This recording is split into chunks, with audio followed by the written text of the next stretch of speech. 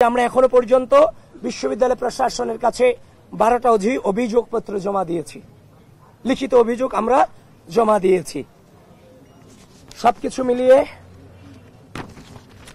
আমরা যে নির্বাচন আশা করেছিলাম যে আমরা কোনো প্রশ্ন রাখতে চাই না, আমরা সেই নির্বাচনের কাছ থেকে আমরা সেই শুরুতেই গণ অভ্যুত্থান পরবর্তী যে গণতান্ত্রিক চেতনা, সেই চেতনাকে ব্যাহত করা হয়েছে। আপনি আশ্চর্য হবেন, সেই টিএসসিতে একজন ম্যাম, মুনামি ম্যাম, সহকারী প্রক্টর, তিনি আমাদের মেয়ে সূচনাকে, পাঠ কক্ষ বিষয়ক সম্পাদক রুকা হলের, মুনামিকে বলেছে তোমার ছাত্রত্ব কিভাবে থাকে আমি তোমাকে দেখে দিব। ম্যাডামকে তো হিংস্র আচরণ করার প্রয়োজন ছিল না, এটা তো নির্বাচন। সে তার শুধুমাত্র আপনার হচ্ছে যে আমাদের যে ব্যালট নম্বরগুলো বিতরণ করার কারণে তাকে ছাত্রত্ব নিয়ে নেওয়ার হুমকি তিনি দিয়েছেন এবং খুব বাজে বিহেভ আমাদের সাথে করেছেন।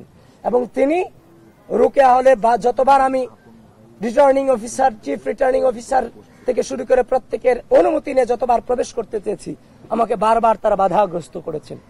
তো সবকিছু মিলিয়ে আমরা ধৈর্য ধারণ করেছি। আপনারা আমাদেরকে বারবার বলেছেন, আমি দুপুর পর্যন্ত বলেছি আমি কোনো অভিযোগ করতে চাইনি। আজকে আমরা এই গণতন্ত্রকে আমরা অনুভব করতে, আমরা এনজয় করতে চাই। দুপুর 1টা 12টার পর থেকে যখন এগুলো আসতে থাকে তখন তো আর মুখ বন্ধ করে থাকা যায় না। রোজকার সাধারণ খাবার এখন হবে অসাধারণ, প্রাণ স্বাদের মশলা, স্বাদ বাড়ায়, ঘ্রাণ ছড়ায়। সুতরাং আমরা যখন দেখেছি ব্যালট 2 সেন্টারে ব্যালট নিয়ে কারচুপি হয়েছে, তার মানে ধরে নিতে পারছি এমন কারচুপির ঘটনা অনেক ঘটেছে। এখনো পর্যন্ত ধৈর্য ধারণ করে আছি।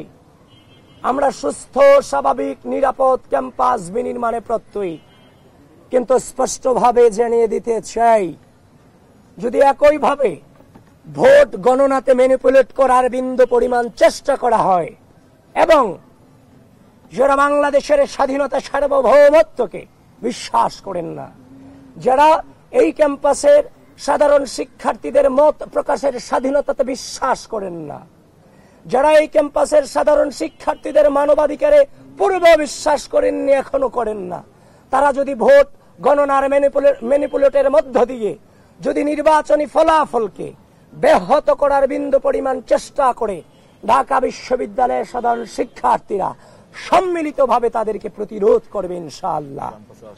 এবং আমরা ইতিমধ্যেই দেখতে পাচ্ছি নীলক্ষেত, কাটাবন, চাংখারপুল, চারদিক থেকে দেশব্যাপী জামাত শিবিরের নেতাকর্মীরা সংঘবদ্ধভাবে অবস্থান নিয়েছে।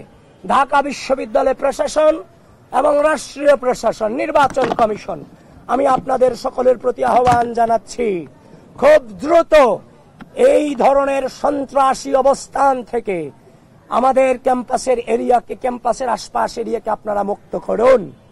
এই ধরনের যোদ্ধাংদেহী অবস্থান কোনোভাবেই আমরা গণঅভ্যুত্থান পরবর্তী সময়ে আশা করিনি এবং সেটা রাখিওনি। সুতরাং আশা রাখছি আপনারা সেই ব্যবস্থাগুলো আপনারা নেবেন। আর এখন যেহেতু ভোট গণনা চলছে, আপনারা আপনাদের জায়গা থেকে সজাগ দৃষ্টি রাখুন, আমরাও আমাদের জায়গা থেকে সজাগ দৃষ্টি রাখার চেষ্টা করছি।